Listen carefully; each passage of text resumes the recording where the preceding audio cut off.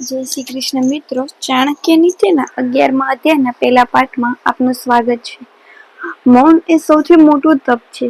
જે નિર્ણયપૂર્વક અને વર્ષો સુધી મૌન રાખે છે એની વાણીમાં એવું બળ પ્રગટે છે કે જેમ બોલે તે પ્રમાણે થાય છે. અંતરમાં અંધારું ઘોર, દાન આપવાની ઈચ્છા, પ્રિય વાણી, ધીરતા અને ઉચિત અને અનુચિતની સમય, આ 4 બાબતો અભ્યાસથી નથી મળતી. એ બધા સ્વાભાવિક ગુણો છે. મનુષ્યમાં કેટલાક ગુણો જન્મજાત આનુવંશિક રીતે ઉતરી આવે છે. કેટલાક ગુણો અથવા દુર્ગુણો વાતાવરણથી, સંગથી, સ્વભાવથી પ્રગટે છે અને ઘટ થયા કરે છે.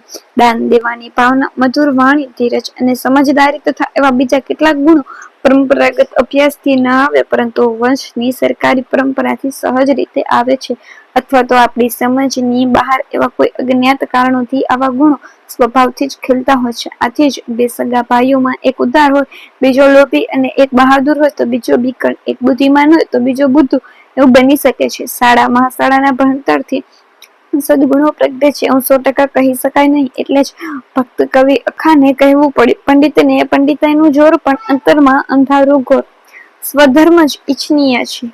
ગીતાકાર કહે છે, શ્રેયાન સધર્મ વિગુણ. પોતાના ધર્મ બહુ ગુણવાળો ન હોય તો પણ સારો, બીજાનો ધર્મ પણ ગુણવાળો હોય તો પણ નઠારો. આ ન્યાય કોઈ રાજા અથવા પ્રજા સ્વધર્મ ત્યજે તો તેનું પતન થાય છે, કારણ કે સ્વધર્મના સંસ્કારો પેઢી દર પેઢી જીવનમાં સ્થિર થઈ ગયા હોય છે. પરધર્મના સંસ્કારો આત્મસાત કરવામાં મુશ્કેલી પડે છે. એ જ રીતે જ્યાં પ્રેમ, દયા, સંપ અને સહાય સહજ રીતે મળ્યા કરતી હોય, એવા સ્વજનનો સાથ છોડીને એવા પારકાના આશ્રય જાય તેને સંકટોના કંટકોથી વિધાવવું પડે છે. આથી સ્વજનો અને સ્વધર્મનું જે સુખ અન્યત્ર સાંપડતું નથી. તેજસ્વીતા હોય એ જ બળવાન છે. મોટા શરીરવાળો હાથી અંકુશથી વશ થાય છે તો શું અંકુશ હાથી જેવડો છે? દીવો પ્રગટે અને અંધકાર નાશ પામે તો શું અંધકાર દીવા જેટલો છે? વ્રજ પહાડવાથી પર્વતો પડી જાય છે તો શું પર્વતો વ્રજ જેવડા છે? તેથી જ સ્પષ્ટ છે, જેનામાં તેજસ્વીતા હોય છે તે બળવાન છે. સ્થૂળતા, મોટાપાનો વિશ્વાસ ના કરવો. આપણી ભારતીય પરંપરા સાધુઓમાં પંચધોણી તાપવાનું વ્રત હોય છે. પંચધોણી તાપવાનો સમય પણ ઉનાળાનો બપોર હોય છે. પંચધોણી તાપનાર સાધુ પોતાની ચારે તરફ 4 ધૂણી પ્રગટાવે છે અને 5મી ધૂણી એટલે મધ્યાકાશમાં માથા ઉપર રહેલા સૂરજનો તાપ. સૂરજ અબજો માઇલ દૂર છે, પણ પંચધોણીના 5મા અગ્નિ તરીકે તેને સ્થાન આપવામાં આવ્યું છે, કારણ કે એનામાં તેજસ્વીતા છે. શક્તિ વિશાળતા કે કદમાં નથી, શક્તિનું માપ તેજસ્વીતા છે. હાથી કદાવર છે, અંકુશ સાવ નાનો છે, છતાં અંકુશ હાથીને કાબુમાં રાખે છે. દીવો નાનો હોય છે, છતાં અફાટ અંધારને તરત જ હટાવી દે છે. વ્રજ પણ નાનું હોય છે, છતાં મોટા અને ઊંચા પર્વતને પાડી નાખે છે. એટલે જેમાં ગુણવત્તા અને તેજસ્વીતા હોય તે મહાન, જેનામાં એ ન હોય તે આકારમાં મોટું હોય તો પણ ખોટો. કવિનું કંથન છે, હું નાનો તું મોટો, એવો જગતનો ખ્યાલા ખોટો. ખારા જળનો દરિયો ભર્યો, મીઠા જળનો લોટો. જગતના અણુએ અણુમાં વ્યાપક છે. કલયુગમાં 10,000 વર્ષો વીતે ત્યારે શ્રીહરિ પૃથ્વીને ત્યજી દે છે. એનાથી અડધા સમય એટલે કે 5,000 ગંગાજળ ધરતીને ત્યજી દે છે, અને એનાથી અડધા સમય એટલે કે 80 વર્ષમાં ગામ દેવતા પૃથ્વીને ત્યજી દે છે. આ શ્લોકમાં જે ચિંતન રજૂ કરવામાં આવ્યું છે તેમાં પૌરાણિક પરંપરા છે. એમાં તથ્યાંશ શોધવો યોગ્ય નથી. કેટલીક બાબતોને જેમની તેમ માની લેવામાં આવે છે, જેમ કે કલયુગમાં 10,000 વર્ષો વીતી એટલે શ્રીહરિ આ ધરતીને ત્યજી સ્વર્ગમાં ચાલ્યા જાય છે. એવું જ ગંગાજળ માટે એક ગ્રામ દેવતા માટે કહ્યું છે. હકીકત ભગવાન તો જગતના અણુએ અણુમાં વ્યાપક છે. ગંગાજળ પૃથ્વી ઉપર વહી રહ્યું છે અને વહ્યા જ કરશે. ગામ દેવતા જ્યાં સુધી ગામના લોકોમાં સદભાવના અને દેવત્વ હોય ત્યાં સુધી ગામમાં બિરાજે છે. આ શ્લોકમાંથી એક બાબત જાણી શકાય કે જડ ચેતન સૃષ્ટિ ઉત્પન્ન થાય અને નાશ પામે પણ મહાકાળ અનંત છે. આથી જ ઈશ્વરને કે પરમ તત્વને મહાકાળની સંજ્ઞા આપવામાં આવી છે. મમત્વ શૂન્ય તો દુઃખ પણ શૂન્ય. ઘરમાં જેની આસક્તિ હોય તેને વિદ્યા નથી મળતી. માંસ ભક્ષણ કરનારને દયા નથી હોતી. ધનના લોભી હોય તેનામાં સત્ય નથી હોતું, અને સ્ત્રીઓ લોલુપ હોય તેનામાં પવિત્રતા નથી હોતી. કોઈ પણ પ્રકારની આસક્તિ અથવા મમતા જ દુઃખનું કારણ છે.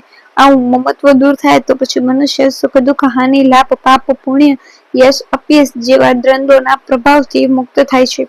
આપણને અનુભવ છે કે સવારમાં આપણે છાપું વાંચીએ અને તેમાં સમાચાર હોય કે વિમાન અકસ્માત 300 મનુષ્યો મૃત્યુ પામ્યા, પણ એનું આપણને જરા પણ દુઃખ નહીં થાય. આપણને 300 માંથી કોઈ આપણો પરિચિત હોય, થોડી વેદના થશે. એમાંથી કોઈ આપણા પરિવારનો હોય તો વધુ દુઃખ થશે, અને આપણો પુત્ર હોય તો સૌથી વધુ દુઃખ થશે. એટલું મમત્વ વધુ, એટલી પીડા વધુ, અને મમત્વ શૂન્ય તો પણ દુઃખ પણ શૂન્ય. તમે એને અંકુશમાં રાખી શકતા નથી. અનેક પ્રકારે શિક્ષણ આપવામાં આવે તો પણ દુષ્યંત કદી સાધુ પામી શકતો નથી. લીમડાના ઝાડને મૂળથી માંડીને ટોચ સુધી દૂધ અને ઘીથી સિંચવામાં આવે તો પણ તે મધુર બનતું નથી. ગમે એટલી તાલીમ આપવામાં આવે, બોધ અને ઉપદેશની વાતો શીખવવામાં આવે, વિદ્યા ભણાવવામાં આવે તો પણ દુષ્યંત કદી સજ્જન થતો નથી, અને અંતરમાં વિવેકના દીવા સાવ બુજાયેલા હોય છે. એને ઘનઘોર અંધારમાં એ જોઈ શકાતો નથી. આને એની પ્રકૃતિ છે, અને મનુષ્ય પ્રકૃતિ પ્રમાણે જ વર્તે, એને કાબુમાં રાખી શકાય નહીં. ગીતામાં કહ્યું, પ્રકૃતિ યાન્તિ ભૂતાની, પ્રાણી માત્ર અન્યની નિશ્ચિત પ્રકૃતિ પ્રમાણે જ વર્તે છે. તમે એને અંકુશમાં રાખી શકતા નથી. લીમડાના ઝાડને દરરોજ દૂધથી સિંચવામાં આવે તો પણ એની કટુતા એ તજતો નથી. શેરડીનો વાડ ઉભો હોય, એના શેઢે એરંડા વાવવામાં આવે પણ બંને સરખું પાણી મળે, સરખી માવજત અને સરખી આબોહવા બંને ઉછેરે, પણ શેરડી મધુર બને અને એરંડી કડવી બને છે. સાચી પવિત્રતા એમ મનની શુદ્ધિ છે. જેવી રીતે શરાબના પાત્રને અગ્નિથી બાળવામાં આવે તો પણ તે શુદ્ધ થતું નથી, તેવી જ રીતે અંતરના પાપને કચરો ભર્યો તેવા દુષ્યંત સેંકડો તીર્થોમાં સ્નાન કરવામાં તે શુદ્ધ થતો નથી. તીર્થદાન કરવાથી અને નદીઓના સંગમમાં સ્નાન કરવાથી માણસ ભીતરથી પવિત્ર થતો નથી, અને સાચી પવિત્રતા એ તો મનની શુદ્ધિ છે, તનની નહીં. શરાબનું પાત્ર હોય તો એ હંમેશા ખરાબ ભરાતો હોય, તેથી એમાં શરાબની ગંધ બેસી જતી હોય છે. શરાબના આવા પાત્રોને અગ્નિમાં શુદ્ધ કરવામાં આવે તો પણ શુદ્ધ થતું નથી. એવી જ રીતે દુર્ગંધથી ભરાયેલા દુષ્યંત બાહ્ય આચાર અને ધાર્મિક ક્રિયાકાંડથી સુધરતો નથી. વસ્તુ પરખનું વિવેક સમજીએ. જે વ્યક્તિ જેના ગુણની મહત્તાને જાણતી નથી તે હંમેશા એની નિંદા કરે છે. એમાં કઈ નવાઈ નથી. જેવી રીતે ભીલડી હાથીના ગઠસ્થળમાંથી ઉત્પન્ન થતા મોતિયો તજી દઈને ચખોડીઓ ધારણ કરે છે. જ્યાં સુધી જે તે ગુણોનો પરિચય ન હોય ત્યાં સુધી એ ગુણની મહત્તા કે મહિમા સમજાતું નથી. એ ગુણોની આપણને નિંદા કરીએ છીએ, કેમ કે આપણા ગામના પાદરમાં જે તીરથ હોય છે તેનું મહત્વ આપણને સમજાતું નથી. નિત્ય આપણા પાડોશમાં વસતા પાડોશીના ગુણો આપણને દેખાતા નથી, અને હંમેશાનો સહવાસ હોવાને લીધે પતિને એની પત્નીના અરસપરસના સદગુણો નજરે ચડતા જ નથી, અને પરિણામે ગુણ દર્શનની જગ્યાએ દોષ દર્શન થતો હોય છે. સારું અને ખરાબને સમજી શકવાને લીધે વિવેકના અભાવમાં આમ થતું હોય છે. જંગલમાં હાથીઓ વસે છે અને ભીલડીઓ પણ રહે છે. કહેવાય છે કે હાથીના ગંડસ્થળમાં સાચા મોતી પાકે છે, પણ ભીલડી એની સમજણ નથી. મોતીની મહત્તા અને કિંમતનો એને પરિચય નથી. એ તો ચણોઠીઓને જ ઓળખે છે. પરિણામ તેને સાચા મોતીની માળા પહેરવાને બદલે ચણોઠીઓનો હાર ધારણ કરે છે. મૌનની સિદ્ધિ. જે મનુષ્ય આખા વર્ષ દરમિયાન નિત્ય મૌન રાખીને ભોજન કરે છે તે હજારો કરોડો યુગો સુધી સ્વર્ગલોકમાં મહિમા પામે છે. ચિંતકો અને સંશોધકો કહે છે, બિનજરૂરી વાણી વાપરવી, વાણી વિલાસ કરવો, એમાં સૌથી વધારે શારીરિક અને માનસિક બંને પ્રકારની શક્તિઓનો વ્યય થાય છે. તેથી જ કહ્યું છે, મૌન સર્વસાધન, મૌનથી જ સર્વ બાબતો સિદ્ધ થાય છે. મૌનનો આવો અનુપમ મહિમા આપણો મુનિઓએ ગાયો છે.